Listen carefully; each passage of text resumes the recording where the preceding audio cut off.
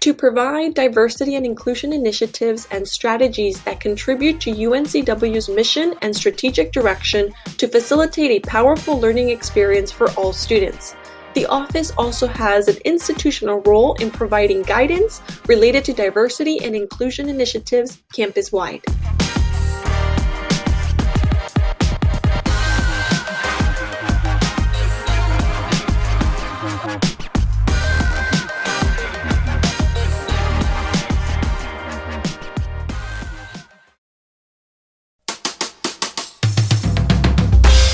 OIDI has taken part in the diversity sessions of orientation for over 3 years now.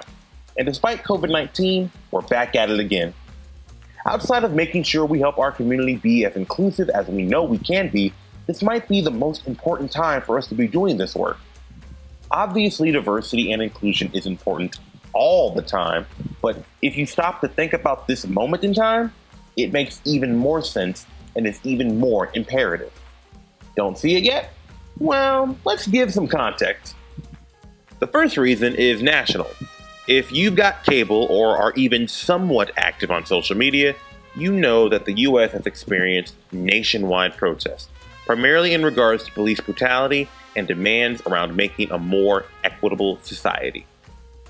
Not a new topic, but whether due to quarantine allowing attention to finally be sustained on inequities regarding race, ethnicity, gender, and sexuality, or if folks from various backgrounds have just finally decided that enough is enough, dialogues around inequities have been in the forefront of American life recently in a way that they have not been in a long time. Black, brown, queer, and all other marginalized identities have taken this opportunity to once again fight for a better, more equitable world. You've probably seen this in your own life, either as a participant in that fight or someone who is being made aware of these issues for the first time. It is important to recognize that while this may be the first time in your life that these discussions are being brought up, many people have been on this front for decades. Activists have been fighting for years regarding many of the same things that are being called upon now. Similar to protests regarding police brutality we are witnessing today, the Stonewall riots of 1969 were in response to police overreach and excessive force.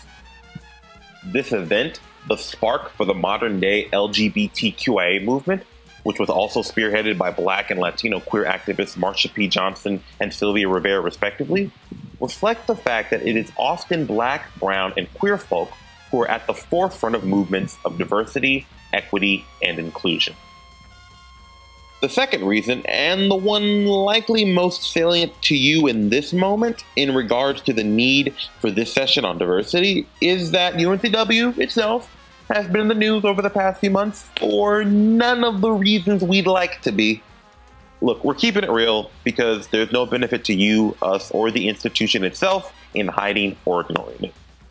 From troublesome statements to questions about how equitable the institution is at its heart, UNCW has had to take a deep, reflective look at itself, at the request of the students it serves. You are also coming to a city that is wrestling with its own history, such as being the site of the only coup d'etat in U.S. history, occurring in order to overthrow a progressive Black and white government, and dealing with its own issues with race when it comes to policing and education, respectively. All of this reflection, by the way, is a good thing. It's good for institutions and the people who work in them to look at the larger policies of those institutions to make sure we are upholding the tenets of equity we strive for all to have. None of this is meant to scare you. None of this is meant to anger you. None of this is meant to call you out personally or lay blame or responsibility at your feet. The point is to acknowledge that we don't live in an equitable world. And we want to. We want to live in a world where this video doesn't have to get made. And we want to encourage you to join us in that work. We believe that you are capable of doing this work, and we hope you see this as a way to ensure that we all have a good foundation as a UNCW community and don't have to endure another long, hot summer.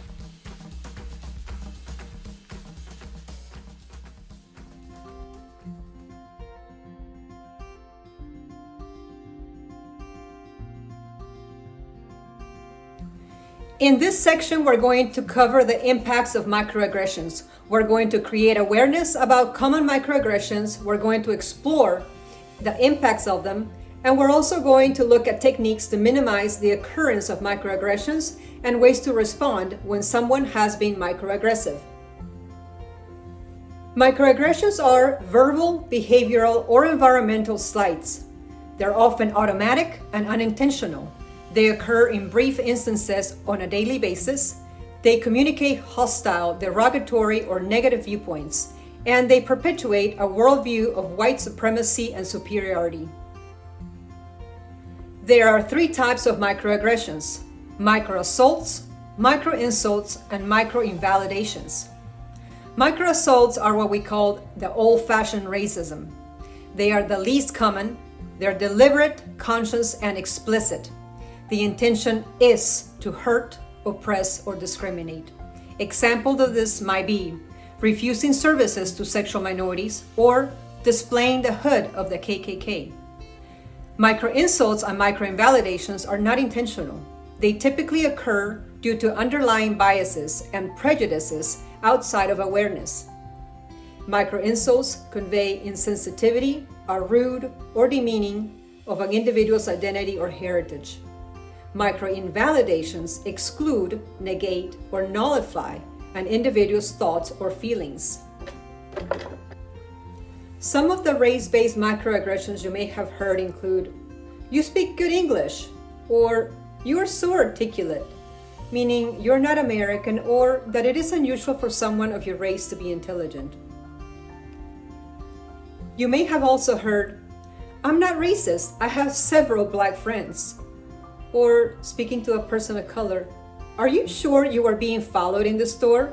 I can't believe it." This is simply denying the personal experience of individuals who experience bias.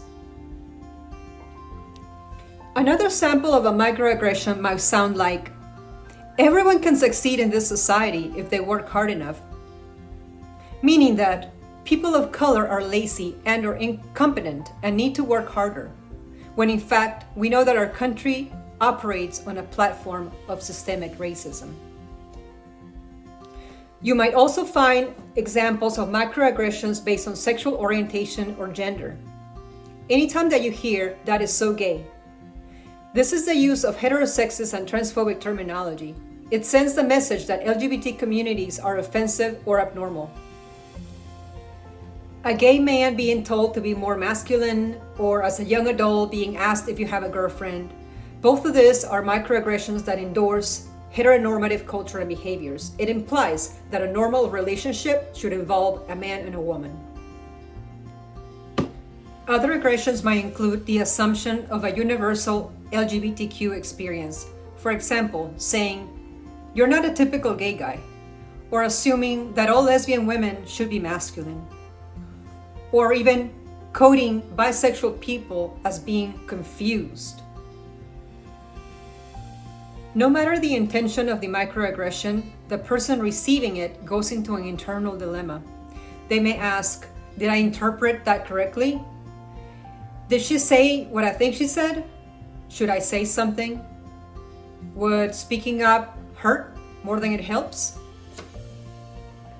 With time, the accumulation of microaggressions can have severe psychological consequences, including anxiety, depression, difficulty sleeping, diminishing confidence, helplessness, and even loss of motivation.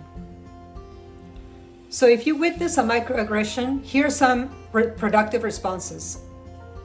Take a deep breath. Assume that the offense was not intended. Explain how the slight might be interpreted by others.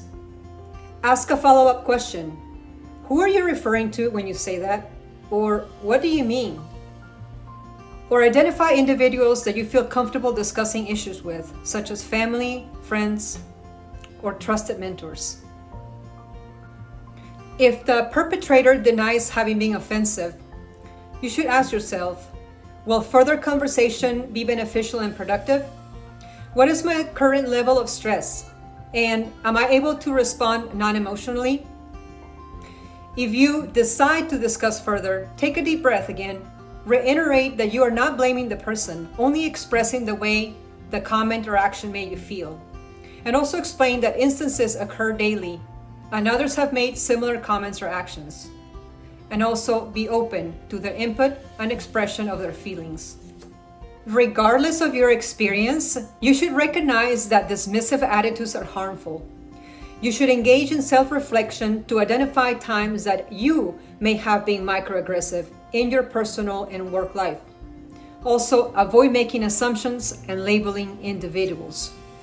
Finally, remember that over time, the cumulative effect of microaggressions can lead to diminished self-confidence and poor self-image, and potentially leading to mental health problems such as depression, anxiety, and trauma. Here is where you come in to decrease the negative impact and help us all walk into a more positive and healthier path.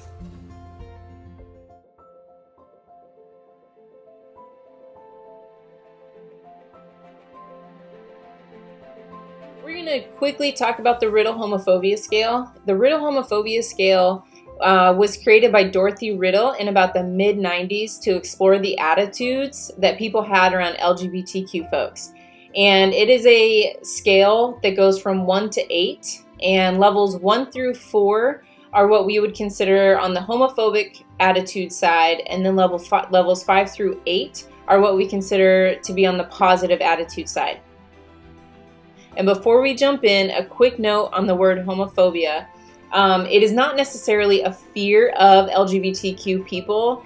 When we're talking about homophobia, especially in this sense, what we're really talking about is a dislike, distrust, disgust of LGBTQ folks. And so before I lose anybody because of the word homophobia, I did just want to throw that out there. So we're going to briefly go through each level and give a quick example of what that might look like. So first we start with repulsion, and people who are on level 1 or repulsion are really repulsed by LGBTQ folks. They perceive it as a crime. They think anything should be done to change LGBTQ people, including perhaps even violence against LGBTQ folks. So that's level 1. That is the most homophobic. For level 2, we move into pity.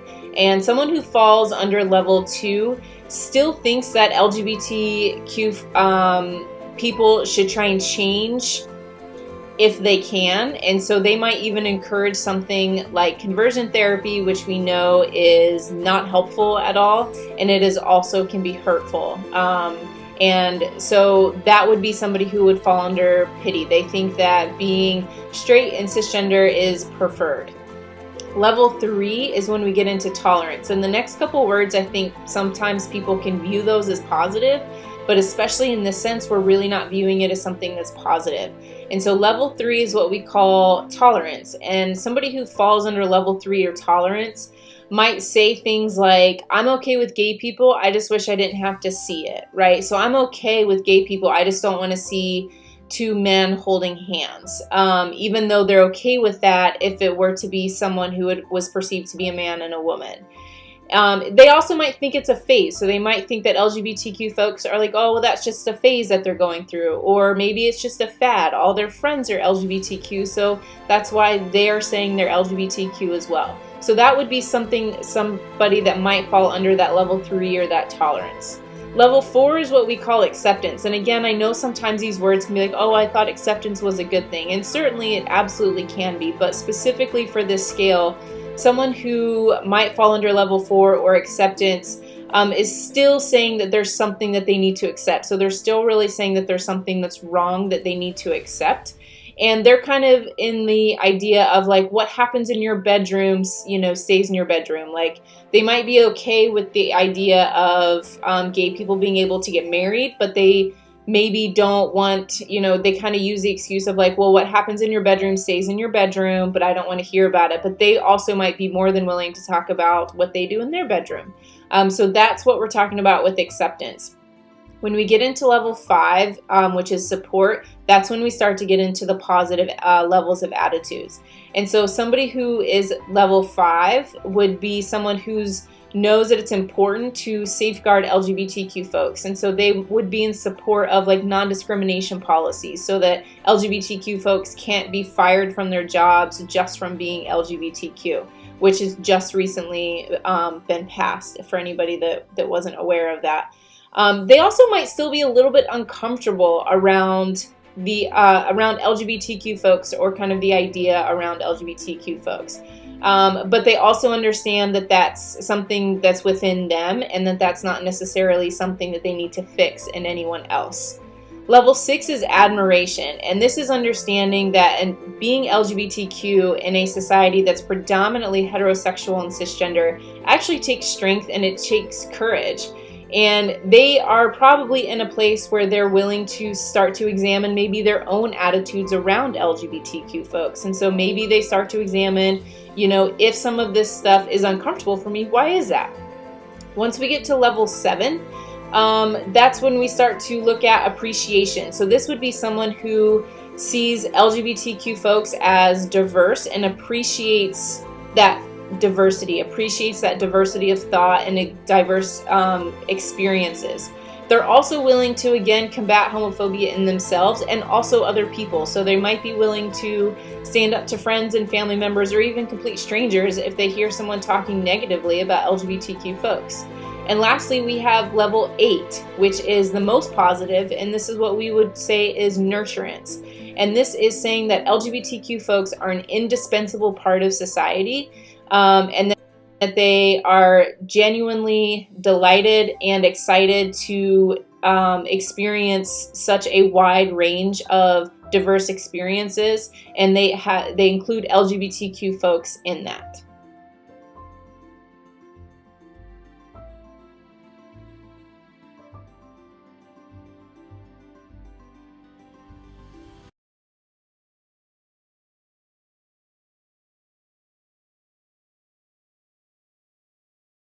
One of the things that we know about racism is that racism is not a definitive space. It is not just one act of violence.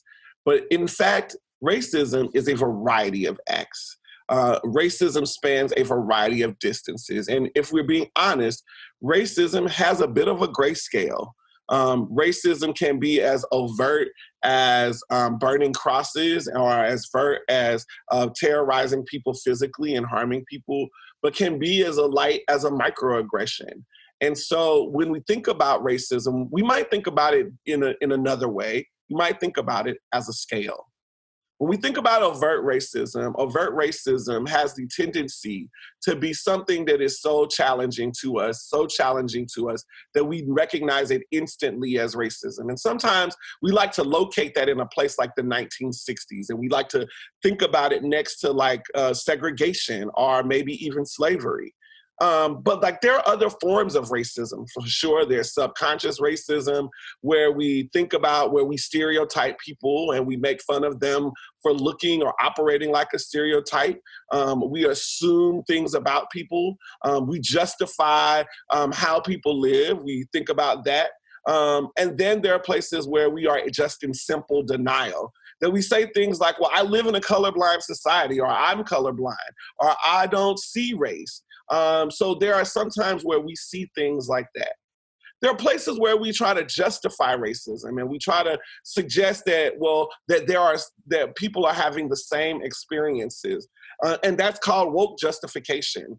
And so like in some ways, like that form of racism shows up as a form to say that there are things that are similar about people.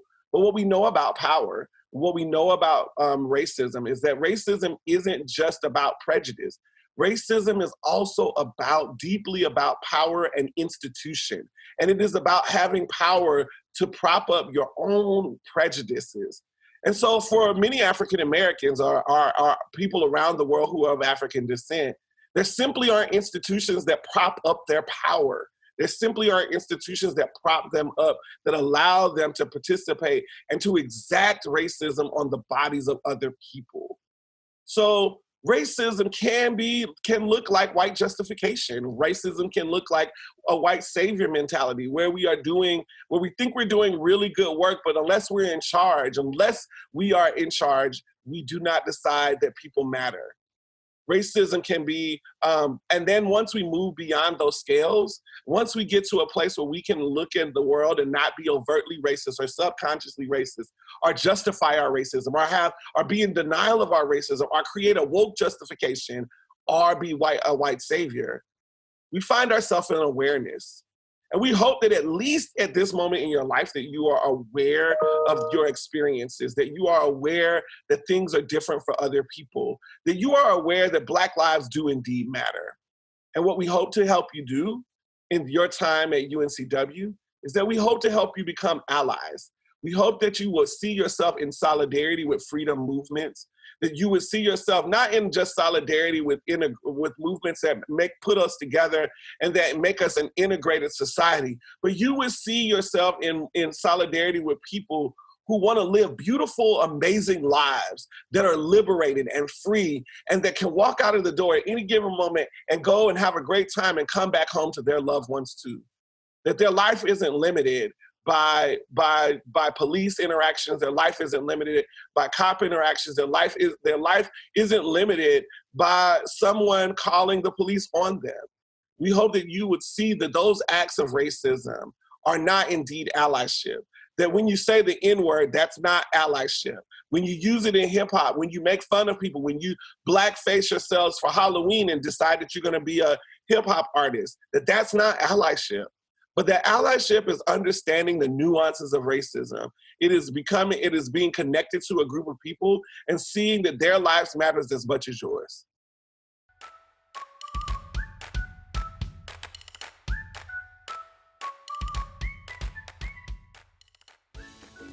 In this section, we're going to discuss allyship and becoming an ally. An ally is someone who is not a member of an underrepresented group, but who takes action to support that group. Allies are necessary. Anyone has the potential to be an ally.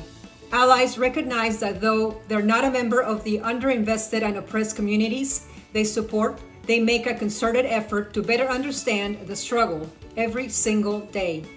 Because an ally might have more privilege and recognizes said privilege, they are powerful voices alongside oppressed ones. To be an ally is to take on the struggle as your own, to transfer the benefits of your privilege to those who lack it, to amplify voices of the oppressed before your own, to acknowledge that even though you feel pain, the conversation is not about you, to analyze the safety of the situation and stand up even when you feel scared, to own your mistakes and decenter yourself, to understand that your education is up to you and no one else. Being an ally is hard work.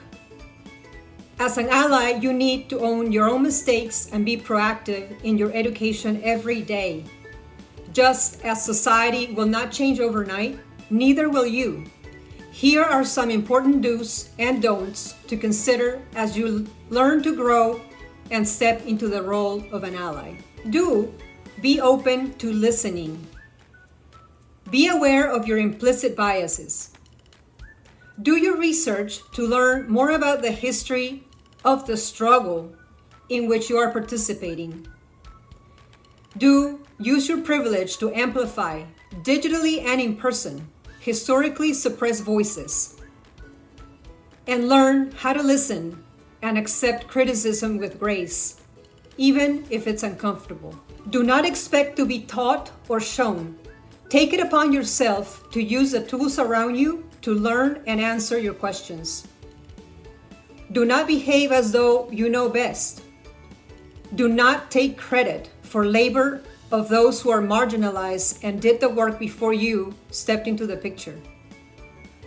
Do not assume that every member of an underinvested community feels oppressed. The words of Roxane Gay. We need people to stand up and take the problems born of oppression as their own, without remove or distance. We need people to do this even if they cannot fully understand what it's like to be oppressed for their race or ethnicity, gender, sexuality, ability, class, religion, or other marker of identity.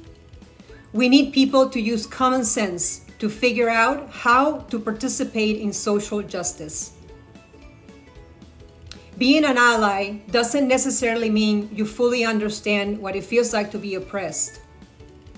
It means you're taking on the struggle as your own. My peers and I in the Office of Institutional Diversity and Inclusion are here to support your journey of allyship and to help you dive into actions that help us live and work together as one Seahawk family. Please reach out through any of our contacts and be sure to follow us on social media. We will now join the live session.